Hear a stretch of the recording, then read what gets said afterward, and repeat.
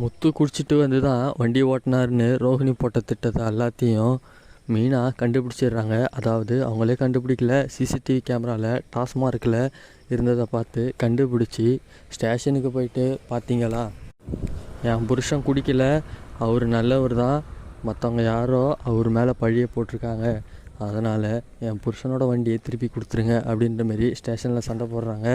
முத்துக்கோ எனக்காக நீ சும்மா இல்லாமல் இவ்வளோத்தனம் பண்ணியிருக்கியே அப்படின்ற மாரி கண்ணீர் விடுறாங்க. மீனாவும் முத்துக்கிட்ட நான் உங்களை ஆரம்பத்தில் நம்பலைங்க, இருந்தாலும் உங்கள் மேலே எனக்கு ஒரு நம்பிக்கை இருந்தது, அதனால் போய் செக் பண்ணி பார்த்தேன், அப்போ தான் தெரிஞ்சு வந்தது உண்மையான நிலைமை என்னென்னு. இப்போ பார்த்தீங்களா, நீங்கள் தப்பு செய்யலைன்றது தெரிய வந்துடுச்சு. இனி நம்ம யாருக்குமே பயப்பட தேவையில்ல, வாங்க போய் என்ன ஏதுன்னு ஒரு கை பார்த்துடலாம் அப்படின்ற மாரி எல்லாருக்கிட்டையும் சொல்கிறாங்க. மேலும் ரோஹிணிக்கிட்ட போய், பார்த்தீங்களா என் புருஷன் குடிக்கல, நீங்கள் கண்டமேனிக்கு பேசுகிறீங்களே, அதுக்கெல்லாம் இப்போ என்ன பதில் சொல்கிறீங்க அப்படின்ற மாரி ரோஹிணிக்கிட்ட மீனா சண்டைக்கு போகிறாங்க.